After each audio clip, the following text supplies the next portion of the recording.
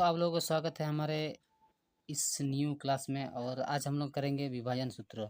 विभाजन सूत्र जो हम लोग का निर्देशन ज्यामिति का 7 नंबर चैप्टर का है और यहाँ का क्वेश्चन सब करेंगे। तो पहले हम लोग जान लेते हैं विभाजन सूत्र क्या होता है। ठीक है, ऐसा 2 पॉइंट दिया रहेगा, ए पॉइंट और बी पॉइंट, ऐसा क्वेश्चन में दिया रहेगा। तो पॉइंट का यहाँ पे कुछ मान दिया रहेगा, तो इसको मान लिए हैं x1 y1 और बी पॉइंट को मान लिए हैं x2 y2। फिर इसको बोलेंगे कि विभाजन सूत्र क्या होता है। तो यहाँ पे जो रेखाखंड ए बी है, इसको जो एक ठो पॉइंट पी है, ये पी इस रेखाखंड को 2 भाग में विभाजित किया है। और वो किस अनुपात में विभाजित किया है? m1 और m2 अनुपात में इसको विभाजित किया है। ठीक है, तो m1 m2 अनुपात में इस रेखाखंड को विभाजित किया है, ए बी रेखाखंड को। तो इसमें p का निर्देशांक ज्ञात करने के लिए फॉर्मूला क्या होता है? यही होता है विभाजन सूत्र। तो यहाँ पे देखेंगे x के लिए क्या होगा, m1 x2 plus m2 x1 और बट्टा में m1 plus m2। Same x के लिए यहाँ पे x का लेंगे मान, और यहाँ पे y के लिए लेंगे m1 y2 plus m2 y1 बटा m1 plus m2। Same formula. तो इसी विभाजन सूत्र से एक क्वेश्चन हम लोग 7.2 का बनाते हैं, 1 नंबर क्वेश्चन जो हम लोग का दिया गया है यहाँ पर। उस बिंदु के निर्देशांक ज्ञात कीजिए जो बिंदुएं -1 7 और 4 3 को मिलाने वाले रेखाखंड को 2:3 के अनुपात में विभाजित करती है।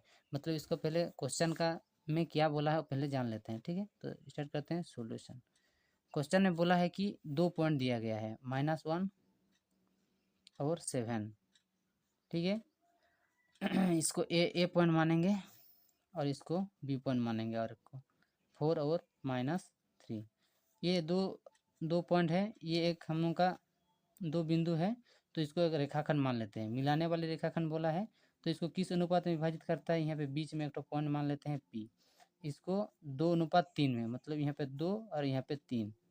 ठीक है, तो यहाँ पे वहाँ पे बोला है कि उस बिंदु के निर्देशांक ज्ञात कीजिए। तो जो यहाँ पे बिंदु है P, इस रेखाखंड के मध्य बिंदु है, मतलब मिलाने वाला रेखाखंड है जो m1 m2 में उसको काटा है। ठीक है, तो इसके निर्देशांक ज्ञात करने के लिए अगर x और y का मान निकालना है P के लिए। ठीक, तो सेम फार्मूला लगाएंगे वहाँ पे। तो यहाँ पे लिख लेते हैं कि क्या क्या मान हम लोग को दिया गया है। तो पहले वाला आता है x1 y1, तो लिखेंगे x1 का मान होता है -1 और y1 का मान दिया है 7। फिर यहाँ पे x2, इसको x2 y2 बोलते हैं, तो इसका मान दिया x2 का 4, y2 का दिया है -3। ठीक है, तो यहाँ पे m1 का मान हम लोग का दिया है 2, तो 2 लिखेंगे, और m2 का यहाँ पे मान दिया है हम लोग का 3, तो 3 लिखेंगे। ठीक है, तो अभी सेम फार्मूला जो अभी ऊपर में पढ़े थे। x के लिए क्या होता है? m1 x2 plus m2 x1 बटा m1 प्लस m2। ठीक है, तो यहाँ पे सब दोनों का मान बिठाएंगे। m1 देखिए, m1 का मान कितना है? 2 है, तो 2 इंटू ये दोनों के बीच क्या संबंध है? गुना का, इसलिए यहाँ पे गुना लगा है। x2 का मान यहाँ पे हम लोग कितना है? 4, तो 4 लिखेंगे, प्लस m2 का मान यहाँ पे हम लोग का है 3 इंटू x1 का मान हम लोग का यहाँ पे कितना है? -1, तो -1 लिखेंगे, बट्टा m1 प्लस m2, मतलब 2 प्लस 3। ठीक है, तो इसको बनाएंगे इधर, तो इसको गुना करेंगे 2 4 8। फिर यहाँ पे देखिए प्लस है, यहाँ पे माइनस है, तो प्लस और माइनस का यहाँ पे हो जाएगा माइनस, और 3 के 3 बट्टा इसको जोड़ो, 2 में 3 तो 5 हो जाएगा। फिर 8 में से 3 जाएगा तो 5 बचेगा, और नीचे भी 5 है, तो 5 5 कट जाएगा, बचेगा 1। ठीक है, तो x का मान हम लोग का कितना निकला? यहाँ पे 1 निकला। ठीक है, तो उसे सेम प्रोसेस में y का भी मान निकालेंगे, सेम फॉर्मूला यहाँ पे लिखेंगे।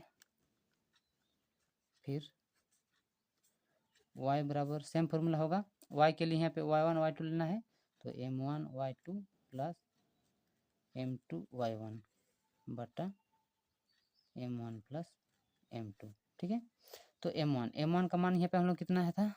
2 था, तो 2 लिखेंगे, इंटू y2 का मान यहाँ पे देखिए -3 है, तो -3 लिखेंगे यहाँ पर, प्लस m2 का मान यहाँ पे 3 है, 3 लिखेंगे, इंटू y1 का मान यहाँ पे देखिए 7 है, तो यहाँ पे 7 लिखेंगे,